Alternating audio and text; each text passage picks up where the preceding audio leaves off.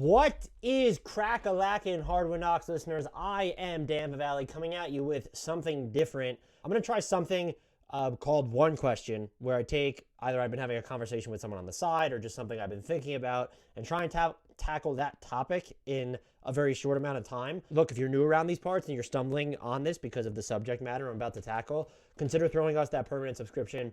I'd really appreciate it. I try and do a very thorough job of covering the entire NBA. We bounce around a ton, have a lot of fun here. No one takes themselves too seriously. It's a good time. Follow us on all the socials. The links to that are in the podcast description as well. With that, we get to the question that I'm going to tackle, and it's inspired by a conversation I've been having with Pels Dozen in my direct messages and he messaged me, and it was sort of, we've talked about a bunch of different stuff, but this has been among them. It's not just should the New Orleans Pelicans trade for Kevin Durant. It's can the New Orleans Pelicans trade for Kevin Durant without giving up Brandon Ingram? The answer to that question for most people is going to be a resounding no, because the Nets want an all-star and picks for Kevin Durant. There are some assumptions and other questions we need to answer first, and that's a few things. Would Kevin Durant want to go to New Orleans to where the Pelicans are giving up a ton of value? We're just going to assume that he would. Otherwise, you're not putting anything on the table. Nothing that follows would be offered if you don't think Kevin Durant is all in with you. He's entering his age 34 season, has a checkered injury history over the past 3 years. You don't acquire him without some level of knowledge that he wants to be with you, especially if you're going to include a Brandon Ingram. Now, why would the Nets accept a package that wouldn't include Brandon Ingram? There are two ways for this. I still think the Nets are going to have to skew one way or the other. Kevin Durant is great. I ultimately don't think if and when they move him, they're going to get as much as they want or anywhere near it. You're going to have to prioritize either a bunch of picks or getting that current/youngish all-star. And if you're giving up Brandon Ingram and you're the Pelicans, given KD's age, you're not going to include all the picks in the world. What's interesting about the Pelican situation is that if Brooklyn wants picks, the Pelicans can give them more than most. And they also have some interesting young prospects in Dyson Daniels, just selected number 8 this year. And then Trey Murphy III really came on at the end of last season, looked fantastic in Summer League. They can also get to the salary matching without Brandon Ingram to meet the math for KD's money, which is just over $44.1 million. They can also, because of these picks, they have, and look, specifically we're talking about the Lakers one in 2024, which they can defer until 2025. They also have a Bucks pick in 2027. That's like not nothing. Giannis is going to be around for roughly ever, but that pick, if I'm understanding, I don't think they have a swap on Milwaukee's as well in 26 too, but it's unprotected. That's pretty far enough down the line to where, wow, that's a huge asset in itself. You just had your bets against the Bucks' uncertainty. We're talking a half decade away. Anything could happen. And it's, yes, Giannis will still be kicking. Maybe he'll still be the best player in the NBA at that point. But anything could happen with the other players in that team. Drew and Chris Middleton aren't exactly young. Neither is Brook Lopez. And their depth isn't admirable at this point. I would bet on the Bucks figuring it out because Giannis Antetokounmpo was that good, but to have a distant Lakers first and then a distant Bucks first, in addition to everything the Pels can give you with their own draft equity, because they don't owe any first-round picks anymore. They are a net neutral in their own first-round pick ledger. They're net plus in first-round picks overall, but they can offer more picks than any team in the league, I would hazard, except the Knicks. The Thunder could be in there too, but they're in the top 3 to 5 of if you want a draft pick haul, they can offer you that. Now, let's say Brooklyn still doesn't want that draft pick haul.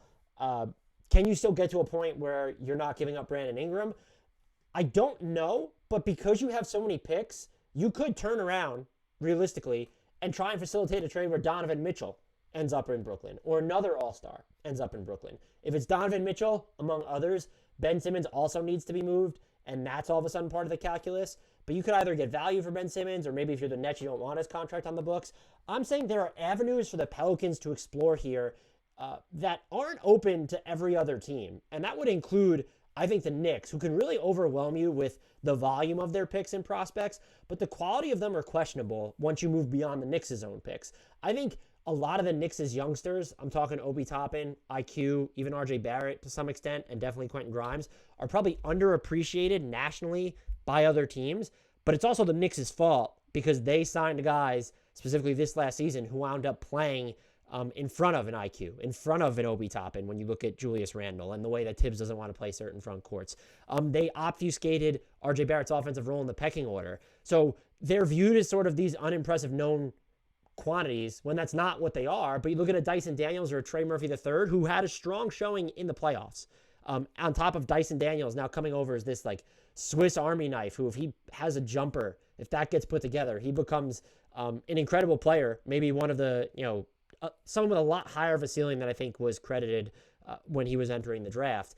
There's just more mystery box, higher end mystery box appeal attached to some of these guys. And I also think just Trey Murphy III and then Dyson Daniels being the positions that they play as wings, they're going to be more attractive than an IQ or an Obi Toppin, who's definitely a one position player. Some teams could get away with him at the 5.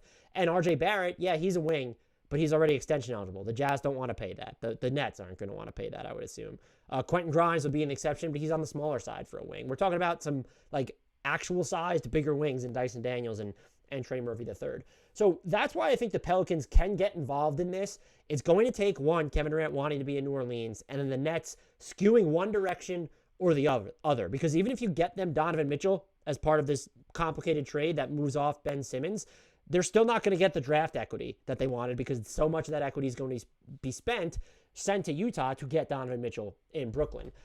But I do think the Pelicans have the asset flexibility to do all these things where they don't include Zion, where they don't include CJ McCollum, and they don't include Brandon Ingram, and their offer is still on par with the others that are going to be available that we can reasonably assume. And so let's go through what that offer would look like. I'm just spitballing here. I don't know how many picks it's going to take. I'm throwing out what would be the best, most attractive possible offer from New Orleans that doesn't include, they can't trade Zion, but doesn't include CJ or Ingram. So you need to get to between 35.2 and 35.3 million to bring in Kevin Durant's salary, which is 44.1. They get that with Devontae Graham, has 2 guaranteed years left on his deal.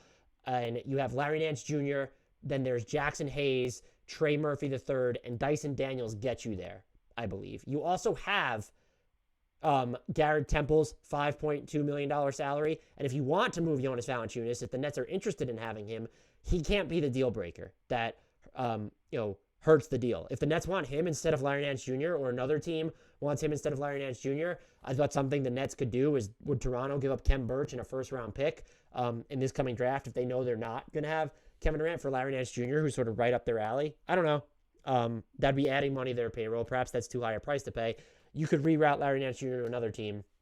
But we're getting into 4 and 5 for 1 territory, but because it's the offseason, you can work within that. But it would be the non-negotiable aspects would be Trey Murphy III and Dyson Daniels are both going out. I don't have Herb Jones in this deal. I'm sure maybe the Nets asked for him, but let's get to the draft equity first. I'm talking more along the lines of salary filler. I don't think Jackson Hayes is necessarily salary filler either. He is extension eligible. The Nets already have Nick Claxton and Day'Ron Sharpe. Again, this is why maybe you need 3rd and 4th teams. Or do they prefer Kyra Lewis Jr., the human blur, coming back from an ACL injury? You could go that route where he basically subs in for Jackson Hayes' salary. You need to come up with other ways to get to KD's money. My point is that you include Trey Murphy III and Dyson Daniels, you can get to the rest of the KD money with the salary. I don't want to call it direct because these are useful players, but Devontae Graham, who the Nets could use if they're not going to have Kyrie Irving, even though Patty Mills is still there.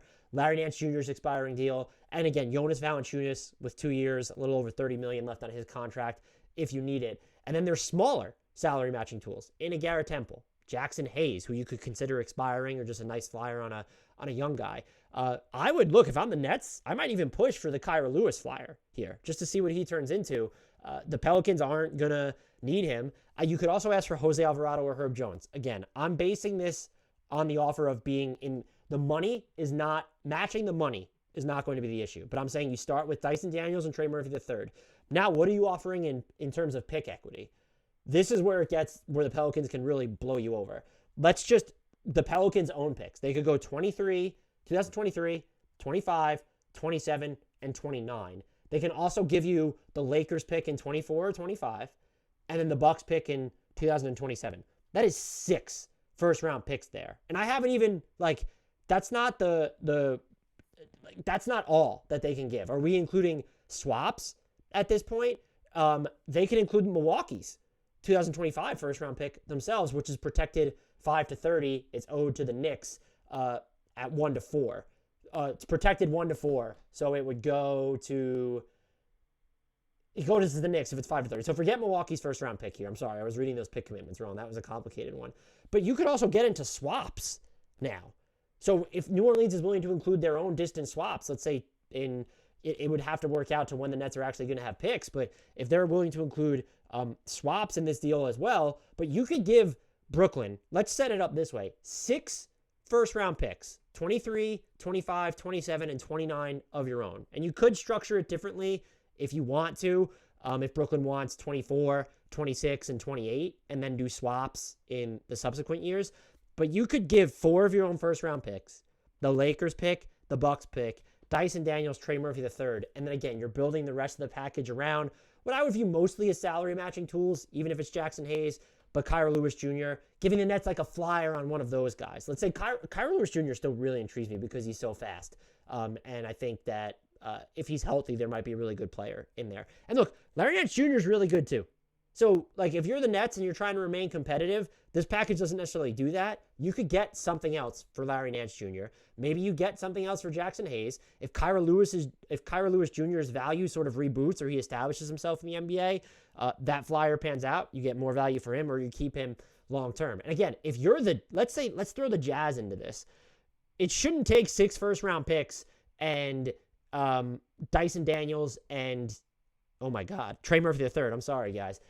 To get Donovan Mitchell alone. So if you're the Nets, you could feasibly, if you're willing to move Ben Simmons somewhere else, you get Donovan Mitchell. Some of the draft pick value here, I can't tell whether Danny Ainge would probably want picks over players. And so if you're the Nets and you are trying to remain competitive, maybe you get, let's say, Dyson Daniels, or let's say you get Trey Murphy III and Donovan Mitchell, then whatever you get for Ben Simmons. But then most of the picks, maybe you're getting 1 or 2 of the picks. And I'm not even saying it would take all 6, but that's what the Pelicans' best offer could look like, is 6 first-round picks, plus Trey Murphy III, plus Dyson Daniels, and then you get to the salary stepladder your way there without Ingram or CJ McCollum. Does that compare to what other teams are going to offer? Well, let's just consider the 2 other teams that are heavily involved. Phoenix now. They have Mikal Bridges, Cam Johnson, 4 first-round picks, 3 swaps. Jay Crowder's money gets you there. They go Dario Saric as well.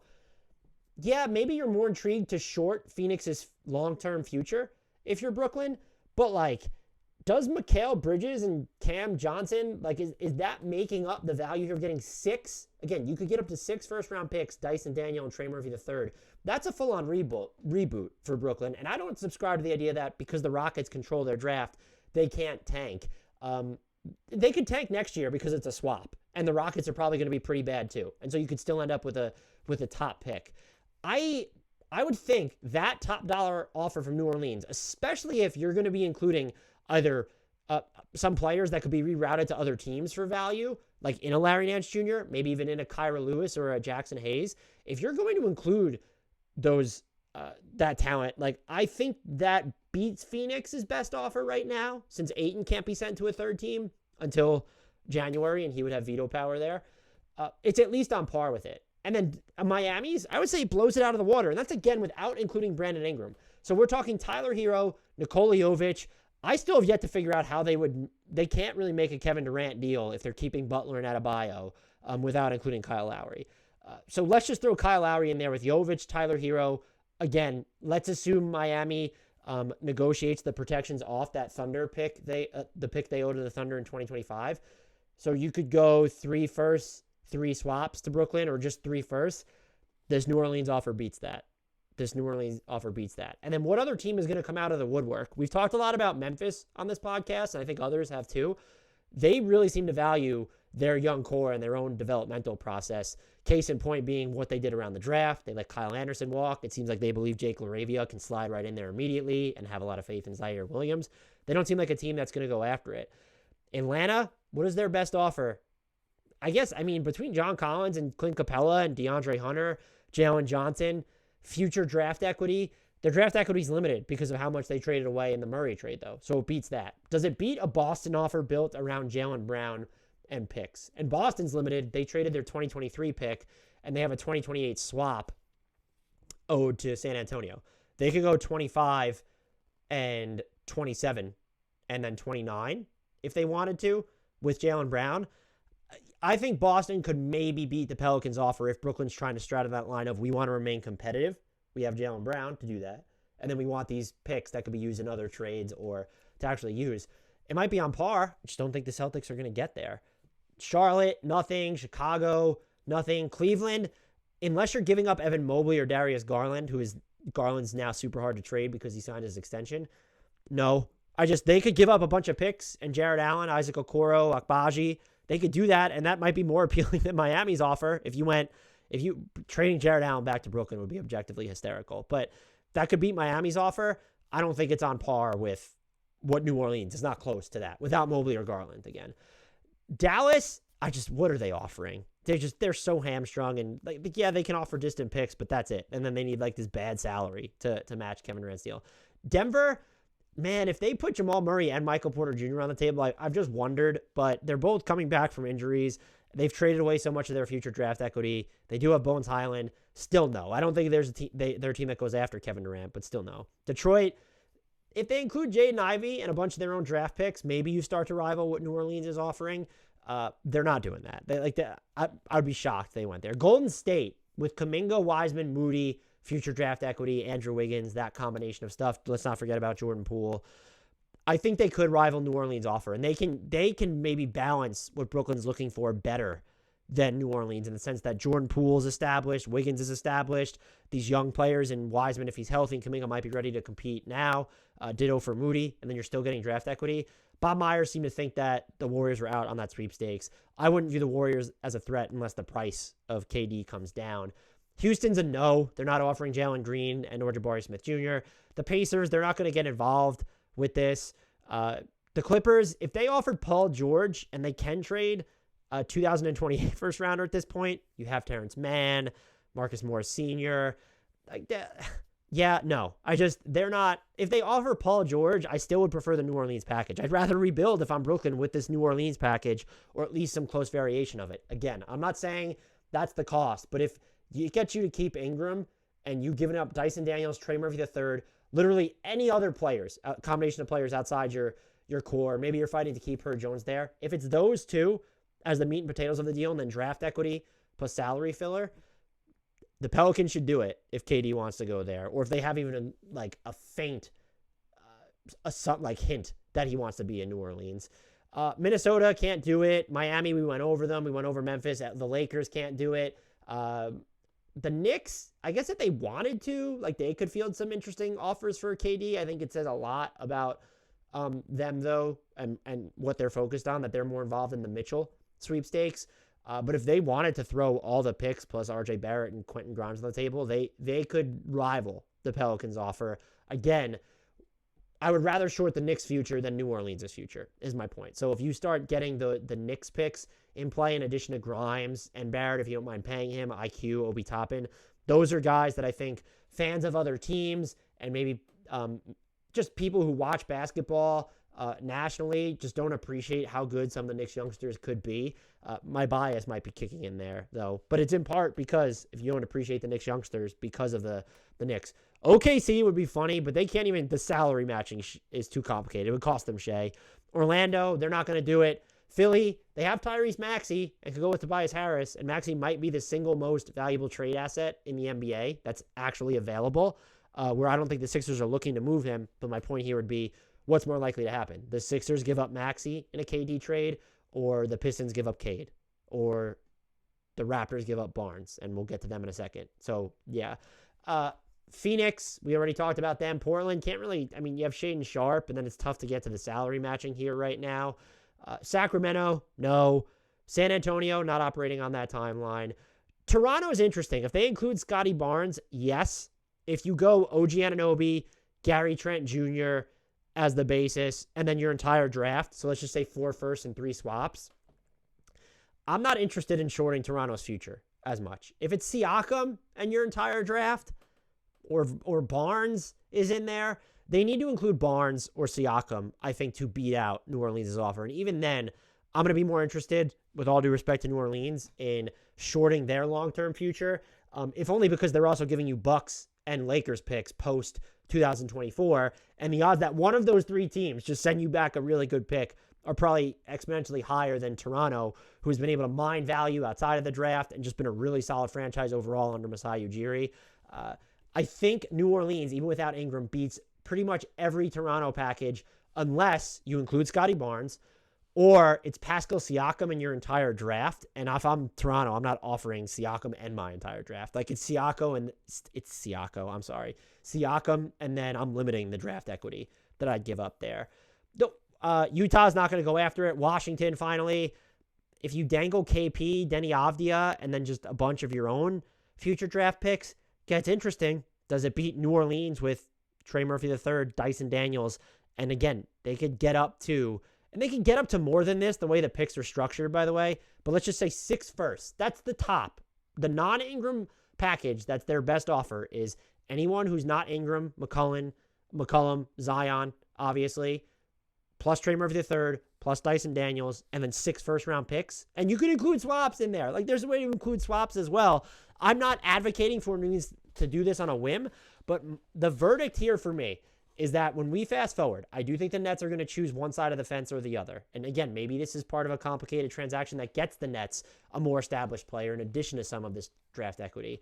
If you told me KD wanted to go to New Orleans, I believe, or was willing to go to New Orleans, I believe that the Pelicans could acquire Kevin Durant without trading Ingram or CJ McCollum, and that they could feasibly, plausibly, if KD is willing and actively wants to go there, Ingram, McCollum, Zion, KD, Herb Jones, Jose Alvarado, like, that's a real core that I think they could have. And maybe they still have Jonas Valanciunas and or Larry Nance Jr. afterwards. They would have to, at least one of them has to go. So they're going to have Jonas Valanciunas or Larry Nance Jr. on top of that. I mean, is that the title favorite if that happens? I might pick that team to win the title. I'd be interested in the Nuggets, the Warriors still, a healthy Bucks squad, Boston as well. I still am just so high on the Raptors. It's unbelievable. But there's a really strong chance that if you're getting Kevin Durant and McCollum, Herb Jones, Zion, and Ingram are all still there, I'm going to pick the Pelicans to win the title. That's the verdict here.